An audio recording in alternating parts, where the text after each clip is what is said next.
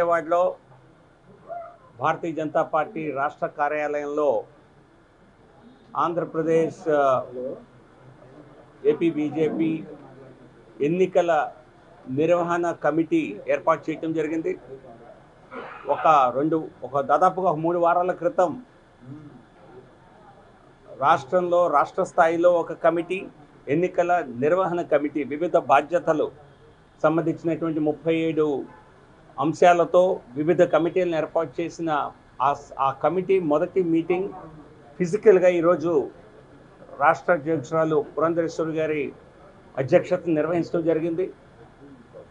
ఇటువంటి కమిటీలని జిల్లా స్థాయిలో, పార్లమెంటు జిల్లా స్థాయిలో, అలాగే అసెంబ్లీ స్థాయిలో కూడా దాదాపుగా 1-2 నెలల క్రితమే ఆ కమిటీని ఏర్పాటు చేసుకోవడం జరిగింది. సో ఈరోజు సమావేశంలో రాష్ట్ర స్థాయి కమిటీ ప్రతి ఒక్క సమూహం ఎటువంటి కార్యాచరణ చేపట్టాలి, ఎన్నికల్ని కేంద్ర భారతీయ జనతా పార్టీకి ఉన్న అనుభవాల మేరకు వివిధ రాష్ట్రాల్లో విజయం సాధించినటువంటి భారతీయ జనతా పార్టీ అటువంటి కార్యాచరణని ఆంధ్రప్రదేశ్లో కూడా మరి అటువంటి అమలు చేయాలన్నటువంటి ఉద్దేశంతో ఈ కమిటీ ఏర్పాటు చేయటం జరిగింది.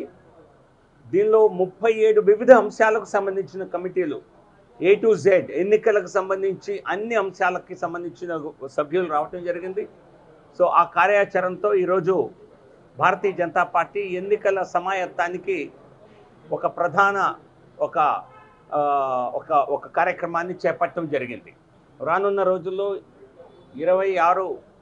ఫిబ్రవరి 27న కేంద్ర రక్షణ శాఖ మంత్రి, భారతీయ జనతా పార్టీ మాజీ జాతీయ అధ్యక్షులు, అత్యంత సీనియర్ నాయకులైనటువంటి పెద్దలు రాజ్నాథ్ సింగ్ గారు కూడా రాష్ట్ర పర్యటనకు రావటం జరుగుతోంది.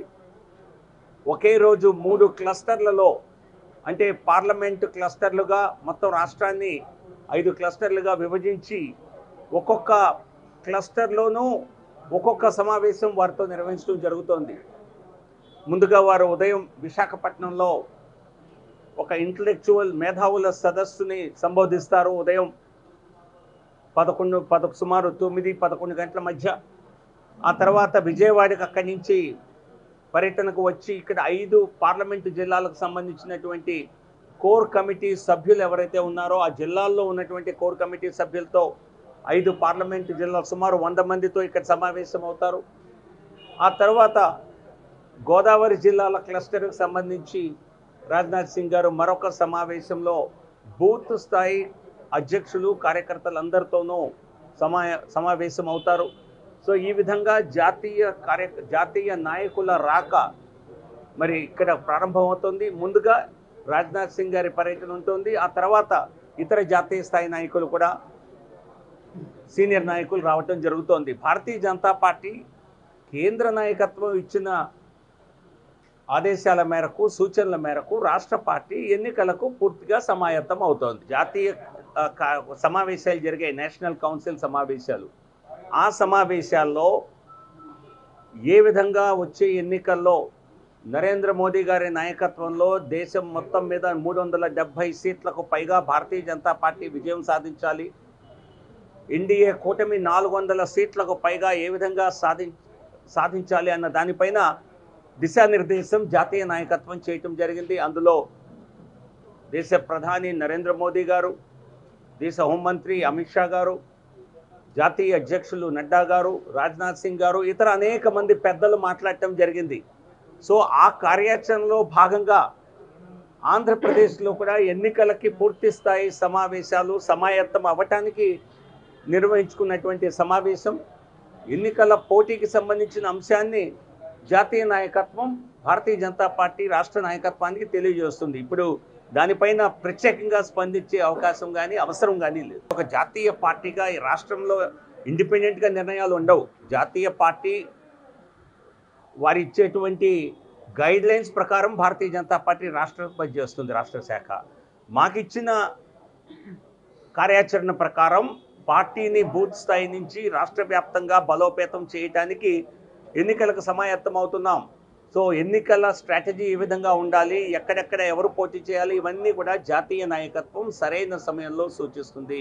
ఆంధ్రప్రదేశ్ రాష్ట్ర అభివృద్ధికి కేంద్ర ప్రభుత్వం, నరేంద్ర మోదీ గారి ప్రభుత్వం అపారమైనటువంటి సహకారాన్ని, అపారమైనటువంటి నిధుల్ని అందజేయటం జరిగింది గత 10 సంవత్సరాల సమయంలో.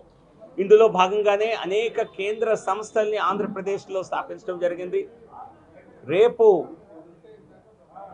గౌరవ ప్రధానమంత్రి గారు మంగళగిరి ఎయిమ్స్, మరో 4 ఎయిమ్స్తో సహా జాతికి అంకితం చేసేటువంటి కార్యక్రమం వర్చువల్గా రేపు ప్రధానమంత్రి నరేంద్ర మోదీ గారు చేయనున్నారు. ఈ కార్యక్రమంలో ఎయిమ్స్ మంగళగిరి పెద్ద ఎత్తున ప్రజలు తరలి రానున్నారు. ఈ సమావేశానికి కేంద్ర మంత్రులు హాజరు కానున్నారు.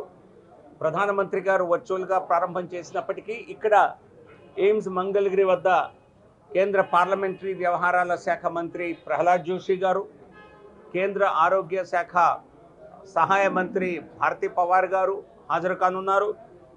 మేము కూడా అనేక మంది భారతీయ జనతా పార్టీ ఆంధ్రప్రదేశ్కి చెందినటువంటి మేము అనేక మంది పాల్గొనున్నాం. నేను స్వయంగా వెళ్ళనున్నాను.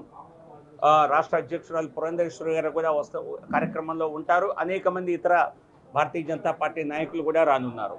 అలాగే ఎల్లుండి 26వ తేదీ ఉదయం 10:30 గంటలకు దేశవ్యాప్తంగా అమృత్ భారత్ పేరుతో ఏవైతే రైల్వే స్టేషన్స్ని ప్రధాని నరేంద్ర మోదీ గారు దేశవ్యాప్తంగా నిర్మిస్తున్నారో, దీని కింద రైల్వే స్టేషన్స్ని అధునాతనంగా మోడర్న్ ఎయిర్పోర్ట్స్ మాదిరిగా రైల్వే స్టేషన్స్ని తీర్చిదిద్దుతున్నారు. ఇదే కాకుండా రీడెవలప్మెంట్ ఆఫ్ రైల్వే స్టేషన్స్ పేరుతో కొన్ని రైల్వే స్టేషన్స్ విశాఖపట్నాన్ని అయితే 450 కోట్ల రూపాయలతో అభివృద్ధి చేస్తున్నారు.